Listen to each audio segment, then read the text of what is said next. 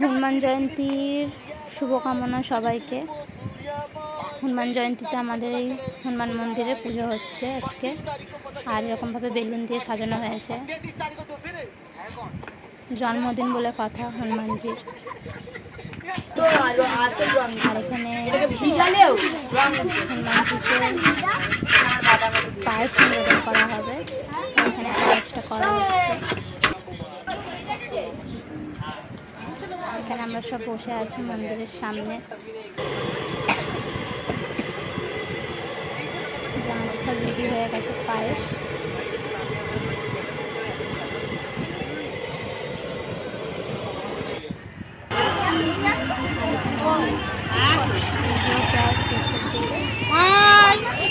ভিডিওটা করি।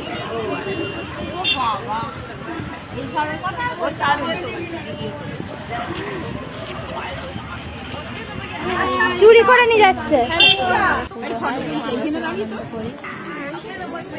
যেখানে পরে সবাইকে প্রসাদ দিয়ে দেওয়া হচ্ছে পায়েস আর ছোলা। কেমন লাগছে?